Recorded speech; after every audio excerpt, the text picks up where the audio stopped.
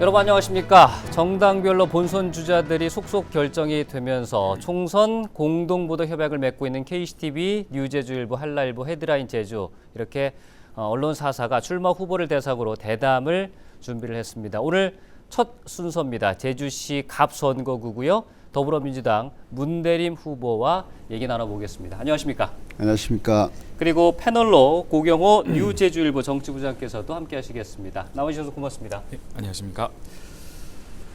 먼저 출마의 변부터 듣도록 하겠습니다. 왜 출마하십니까? 네, 저는 미래가 기대되는 대한민국을 만들고 싶습니다. 국민 여러분들께서 성실하게 일만 하면 훗날이 걱정되지 않는 그러한 사회를 만들고 싶습니다. 그런데 지금의 대한민국은 그렇지가 못합니다. 윤석열 정부 들어서 무역수지 적자가 적자의 순위가 208개 국가 중 200위로 2023년 6월 통계이긴 하지만 후퇴했습니다. 경제가 후퇴한 것입니다. 그리고 경제 성장률도 1.4%입니다. 25년 만에 일본에 역전당했습니다. 또한 각종 입법에 대한 거부권 행사로 입법 통제가 무너져 내리고 있습니다. 그리고 남북관계의 긴장감이 매우 고조되고 있습니다. 평화체제도 흔들리고 있습니다. 이번 총선 때 22대 총선을 통해서 국민 여러분들께서 윤석열 정부에 대한 회초리를 들어주셔야 된다. 그런 생각을 갖고 있습니다. 또한 제주 역시 민생위기, 경제위기, 공동체위기에 처해 있습니다. 제주도의 도민들이 개인 소득이 전국 최하위를 면하지 못하고 있습니다. 또한 대출 총액도 40조 원 턱 밑에 이르고 있습니다. 이러한 민생 경제 위기를 돌파해야 합니다. 그러한 일들을 해내기 위해서 저 문대림 절치부심 출마했다는 말씀을 드리겠습니다. 이번 선거 이제 출마하면서 방금 말씀하셨던 출마의 변들 잘 다듬으면서 공약으로 이제 만들어가고 계실 것 같은데 대표적인 문 후보님의 이제 공약들 두세 가지 좀 소개를 해주실까요? 이번 출마하시는 모든 후보들이 민생 경제 위기를 어떻게 돌파하실 것인가에 대한 대안을 내야 될 것으로 보고 있습니다. 말씀드렸듯이 제주도 대출 총액이 40조 원 턱 밑에 이르고 있습니다. 대출 연체율도 제주도가 높아져 가는 추세입니다. 이런 것들에 대해서 대책을 세우기 위해서는 국정 기조를 바꿔야 됩니다. 국가의 돈을 쓰게 만들어야 되는데 그러기 위해서는 대출금리, 대출 연장, 상환 유예 등의 정책들을 이끌어내야 된다. 그리고 소상공인의 임대료, 그리고 인건비 지원 정책도 이끌어내야 되고요. 제주도 같은 경우에는 순흐름 금융 형태로 해서 담보 조건 없이, 신용 조건 없이 대출에서 급한 불을 끌 수 있는 이런 정책을 마련하고 있고, 또한 상권 활성화 재단이 제주도에는 없습니다. 전국에서 12개 정도 운영되고 있는데 소상공인들에 대한 생애주기별 지원을 위해서 상권 활성화 재단을 만들어서 그들을 지원하는 정책을 만들어 나가고 있습니다. 또한 두 번째로는 산업구조의 위기라고 저는 생각을 합니다. 특히 1차 산업과 관련해서 1차 산업과 3차 산업이 비중이 큼에도 불구하고 그렇게 수익성과 생산성은 높지 않은 추세입니다. 그래서 저는 과감하게 제주형 제조업, 1차 산업을 원물을 통한 제주형 제조업을 키워내야 된다. 그래서 역시 전국적으로 한 3군데 정도 운영되고 있는 농산물 가공 유통센터, 그러니까 지역 마케팅 조직 같은 건데요. 지역에서 농산물들을 가지고 가공 유통을 하기 위해서는 개인 농가들이 할 수가 없습니다. 이것들을 행정에서 책임져 주는 형태로 비용의 상당 정도를 국비를 가져와서 문재인 정부 시절에 DMO 정책과 같은 건데요. 이걸 서부 지역에 한 2-3개 정도를 추진할까 하고 있습니다. 또한 제주도는 4.3의 문제를 피해갈 수가 없습니다. 4.3의 정의로운 해결을 위해서 제가 얼마 전 특별 공약을 발표했습니다마는 희생자 신고 대상의 폭을 넓혀야 합니다. 유죄 판결을 받지 않았다라는 이유 하나만으로 희생자에서 제외되는 것은 있을 수 없다라고 보고 있고요. 그리고 지금 보상이 이루어지고 있는데 그 보상도 희생자 중심으로만 보상이 이루어지고 있습니다. 사실 유족들의 피해 엄청났거든요. 5.18 같은 경우는 유족들도 보상이 되는데 제주 4.3은 유족들 보상이 제외되고 있습니다. 이것도 적극적으로 추진할 계획입니다. 그리고 추가 진상조사와 관련해서 지금까지 조사 권한에 대한 강제력이 주어지지 않았습니다. 때문에 어디서 어떻게 누구에 의해서 희생됐는가, 지금 경찰이나 국가기록원 등에 남아있는 기록들을 열람할 수가 없습니다. 추가 진상조사를 위해서 특별법을 개정해서 조사 권한을 가져와서 추가 진상조사를 할 수 있도록 하겠습니다. 그리고 보상이 마무리됨과 동시에 4.3 복지의료재단을 설립해서 유족분들께서 그것을 운용해서 유족분들의 복지 그리고 의료를 책임질 수 있도록 하겠습니다. 또한 이제 4.3의 세계화를 위해서 4.3의 유네스코 기록 등재라든가 세계화를 위해서 열심히 노력하겠다는 말씀을 드리겠습니다. 그래서 민생 경제의 회복 그리고 4.3의 정의로운 해결 이 두 가지 정도를 꼽을 수가 있겠습니다. 예. 그 다음 질문이 이제 제주가 가장 시급히 해결해야 할 문제가 무엇인지 이유와 해법을 제시해 주신다면인데 말씀해 주신 이 대표적인 공약 내용 두세 가지가 좀 결을 같이 할 수도 있을 것 같습니다. 덧붙일 결을 같이 합니다. 결을 예. 같이 하는데 사실 백성이 어려우면 나라가 돈을 써야 됩니다. 저는 가장 시급히 해결될 문제가 민생경제 위기를 어떻게 돌파하느냐다. 대한민국이 지금 G10 아닙니까? 그럼에도 불구하고 국민행복지수는 OECD 최하 36입니다. 국가부채율 OECD 평균이 100%를 넘는데 대한민국은 49%입니다.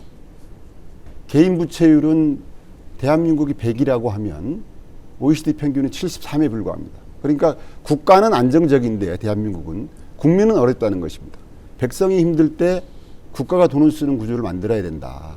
그래서 대한민국이 정부가 갖고 있는 재산이 3,000조가 넘습니다. 연기금이 2,000조가 넘습니다. 그리고 매년 600조 이상의 돈을 씁니다. 이 정도의 나라 규모면 적어도 보육, 교육, 주택에 대해서는 국가의 책임을 높여야 된다. 대폭 높여야 된다. 이렇게 생각합니다. 그것만 높여주더라도 민생 경제 위기가 상당 정도 해소될 것이다. 그래서 제주도 내 민생 경제 위기를 풀어나가는 과정 속에서 지방 경제만 이게 감당해낼 수 없는 거거든요. 국가 경제 정책의 기조를 바꿔야 된다. 그래서 적어도 대한민국 정도의 규모를 갖고 있는 나라라면 보육, 교육, 주거의 문제를 국가가 책임지도록 해야 된다. 사실 대한민국에서 직장인들이 집을 구하려면 26년 걸린다고 합니다. 그 물가가 비싸다는 영국도 8년이면 되거든요. 일본도 10년이면 됩니다. 이거는 뭐냐면 그만큼 국가 책임이 비중이 크다는 것입니다. 그래서 윤석열 정부도 이러한 때 긴축 재정을 쓸 것이 아니라 국가의 돈을 푸는 국가가 아까 말씀드린 국민의 기본적인 부분들에 대해서 전폭적으로 재원을 투자하는 그러한 정책 기조의 전환을 국회의원이 되면 가져오는데 최선의 노력을 다하겠다는 말씀을 드리겠습니다. 전반적으로 참 통계를 많이 말씀하십니다. 그만큼 이제 세밀하게 이제 들여다보신 것 같은데 관련해서 고경호 부장 또 패널 질문 이어서 드리도록 하겠습니다. 네. 앞서 경선 과정에 대해서 좀 이렇게 질문을 안 드릴 수가 없는데요. 네. 그 과정에서 좀 상대인 송재호 의원에 대한 좀 검증을 많이 강조를 하셨습니다. 뭐 그러면서 이제 다양한 의혹들도 제기를 하셨는데요. 이 도민사회 일각에서는 이에 대해서 좀 뭐 네거티브다, 뭐 아니면 뭐 원팀을 해친다, 뭐 이런 비판의 목소리도 있었습니다. 뭐 이에 대한 후보님의 입장 궁금합니다. 사실 제가 18년 도지사 경선을 했었거든요.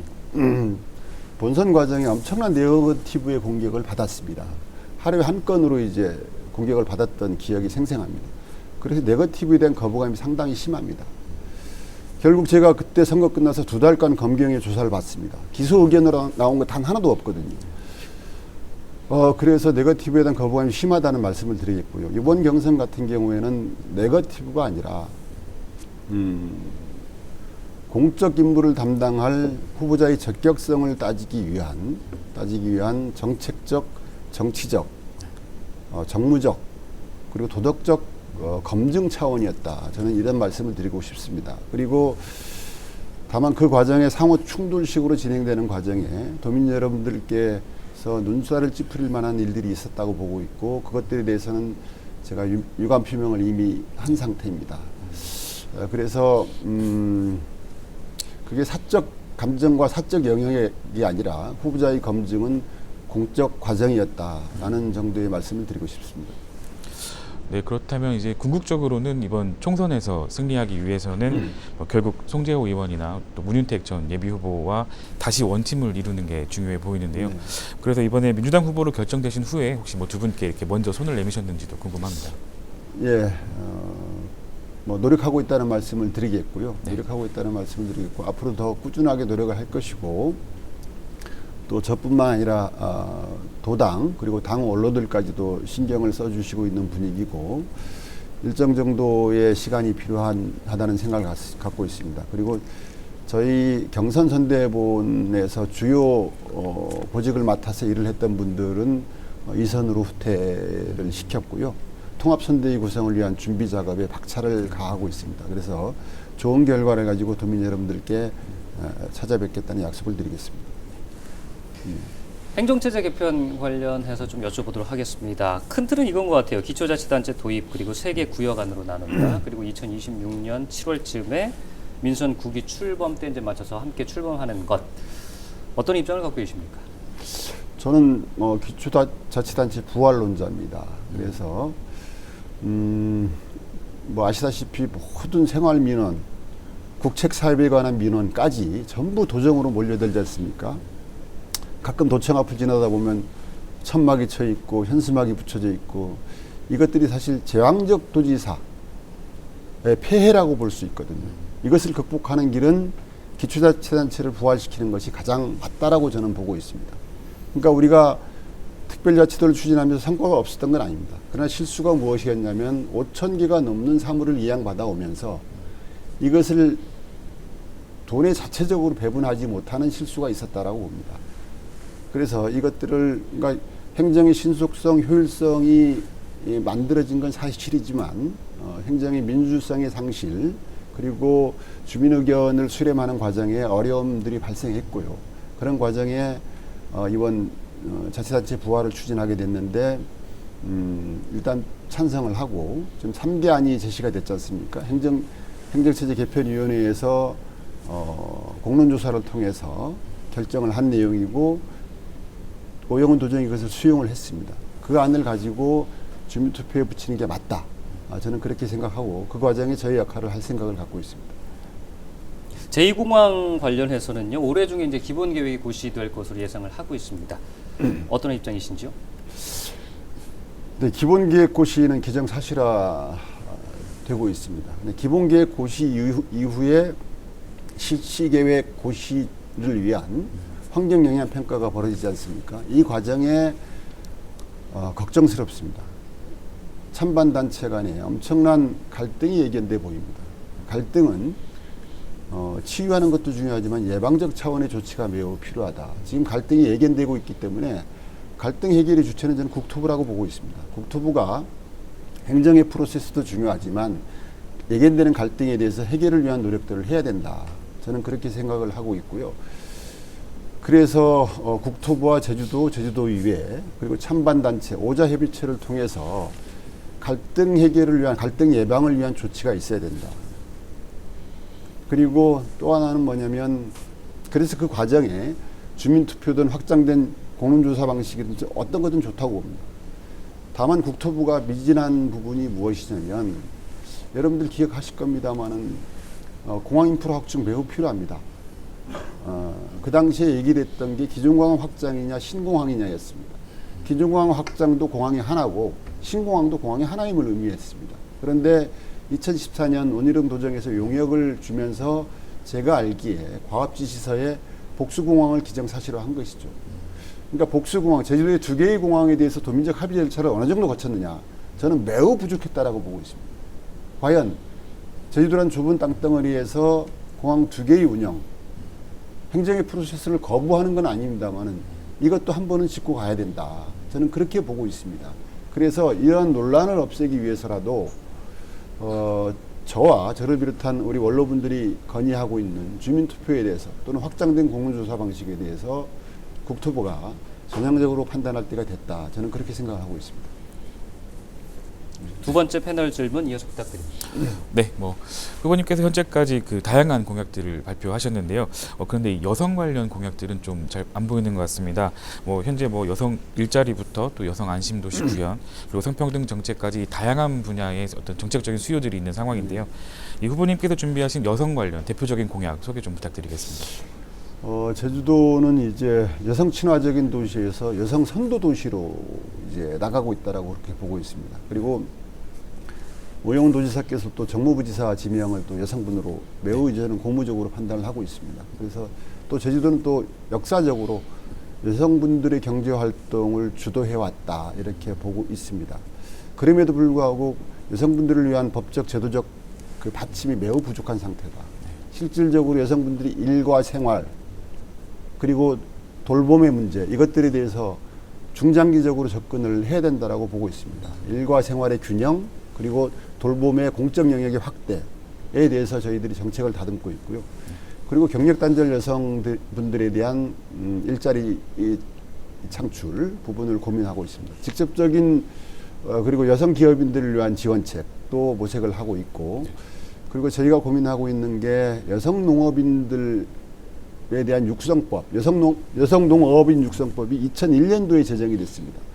지금 저희가 농촌 지역을 다니다 보면 여성 농업인들이 농사일의 비중이 50% 넘는다고들 합니다. 통계도 그렇게 나오고 있습니다. 근데 그분들이 사실 사회 경제적 그 역할은 미미한 남성들에 비해서 제가 보기에 좀 부족해 보이는 측면들이 있습니다. 이런 것들도 제가 등원을 하게 되면 여성 농업인 육성법을 물론 20년 전에 제정된 법입니다만은 개정을 해서 어엿한 경제 주체로서의 권익보호에 앞장설 계획을 갖고 있고 우리 당에서 추진하고 있는 게 보육, 양육의 국가 책임제입니다.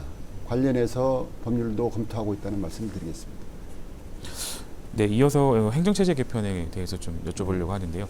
최근 제주도의회가 이 행정체제 개편에 대해서 좀 우려하는 목소리를 많이 냈었습니다. 이 권한과 사무 배분 문제부터 해서 이제 특별법은 물론이고 이 수많은 법령들을 또 이제 개정하고 해야 되는 작업이 필요한데요. 만약 후보님께서 이번 총선에 당선되신다면 행정체제 개편을 위해서 어떤 일을 해야 하고 또 가장 시급하게 나서야 할 일은 무엇인지 궁금합니다. 우선 주민투표를 하려면 행안부 장관이 이제 도지사에게 요청을 해야 되는데 네. 행자부에서 어떤 입장을 갖고 있는지가 매우 궁금합니다. 그런데 우리의 논리를 어떻게 만들어내느냐가 저는 중요하다고 보고 있고요. 그래서 행자부 장관이 주민투표 요청을 할 수 있게끔 도와 협의하면서 설득해 나가는 과정이 매우 필요하다. 공감대를 형성하는 과정이 필요하다.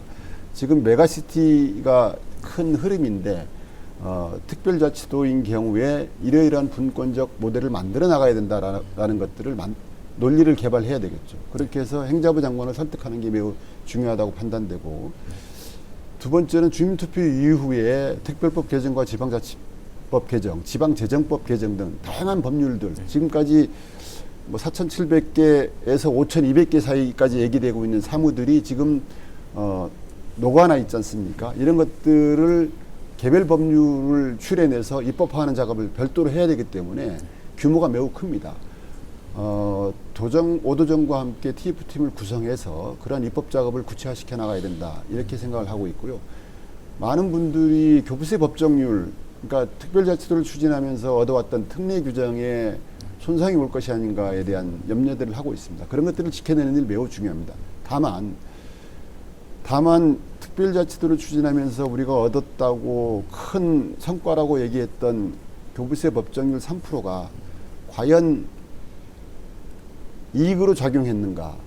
그렇게 주장하시는 분들도 있지만 저는 한 번 더 검토가 필요하다고 봅니다. 행정 수요 대비 재정 수입의 부족분을 채워주는 게 교부세인데 우리가 특별자치도를 추진하면서 많은 행정 수요들이 생겼거든요. 많은 재원들이 필요한 부분들이 생겼는데 그것을 충족시켜줄 만큼의 돈이 3% 안에 녹아나 있는가? 저는 부족했다라고 봅니다. 그래서 도정과 한번 논의를 해봐야 되겠습니다만 교부세 법정률 3%가 과연 우리가 지켜야 될 선인지 예를 들어서 기초자치단체들이 새로 생기게 되면 기초자치단체별로 예산 투쟁들을 하거든요. 성과를 내기 위해서 서로 경쟁하면서 하기 때문에 이러한 부분도 포괄적으로 제도민의 이익적 차원, 실익적 차원에서 검토를 하겠다는 말씀을 드리겠습니다. 예. 그러면 이제 시간 관계상 다음 질문으로 좀 넘어가도록 하겠습니다. 의대 증원 확대 놓고 논란이 확산되고 있습니다. 의료계 이제 집단 행동까지 가면서 강대강대찌어서 많은 국민들이 걱정을 하고 있습니다. 어떻게 보고 계십니까? 저는 의료 인력 증원이 필요하다고 봅니다. 다만 규모에 있어서 2,000명이라는 숫자는 파격적이다. 지금 의대 정원이 3,058명으로 알고 있습니다. 3,058명이 2,000명이면 65%를 한꺼번에 증원하겠다고 하는데 제 기억에 의하면 민주당 정부 하에서 400명 정도의 증원 정책을 펴려고 했었는데 반대했던 분들이 있습니다. 근데 지금 이제 2,000명 증원인데 너무 파격적이어서 과연 또 우리 당 발표에 의하면 400~500명 선이 수용 가능한 확장 인원이다라고 얘기하고 있습니다. 그래서 이것들에 대해서 윤석열 정부와 의사협회 간에 적절한 타협이 있어야 되겠다라고 보고 있습니다. 또한 국민의 생명을 건강을 담보로 한 파업은 저는 있을 수가 없다 이렇게 보고 있습니다.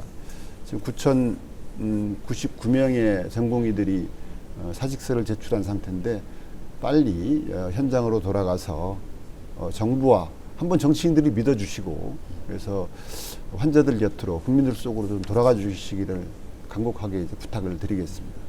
그리고 윤석열 정부는 합리적으로 타협 가능한 아무리 좋은 정책이어도 의료 인력 확대 필요합니다. 그렇지만 2,000명은 지나칠 정도로 파격적이다. 그래서 아무리 좋은 정책이어도 소통, 절차의 무시 이거는 있을 수 없다. 그렇게 보고 있습니다. 네. 끝으로 유권자 여러분, 도민 여러분들께 마무리 말씀 부탁드립니다. 네, 저는 현장의 정치를 강조해 왔습니다. 말로만 서민이 아니라 진정 서민의 애환을 함께하고 서민의 눈물을 닦아주는 그런 정치를 하겠습니다. 또한 태산 같은 현안을 바라만 보는 정치인이 아니라 기필코 풀어내는 해결사적 정치인이 되겠습니다. 성과를 내는 정치인이 되겠습니다. 현장의 정치, 소통의 정치, 그리고 성과의 정치로 도민 여러분들께 다가서겠습니다. 그동안 많은 우여곡절이 있었습니다. 담금질하고 다듬어 왔습니다. 일할 준비가 되어 있습니다. 도민 여러분들의 적극적인 지지를 부탁드립니다. 열심히 하겠습니다. 고맙습니다. 제주시갑 더불어민주당 문대림 후보 그리고 고경호 뉴제주일보 기자와 함께했습니다. 두 분 고맙습니다. 네, 고맙습니다. 오늘 대담은 뉴제주일보, 한라일보는 이제 지면을 통해서 헤드라인 제주는 인터넷을 통해서 자세히 소개가 되고 있고요. 유튜브를 통해서도 시청 가능합니다. 총선 대담 지금까지 시청해 주셔서 고맙습니다.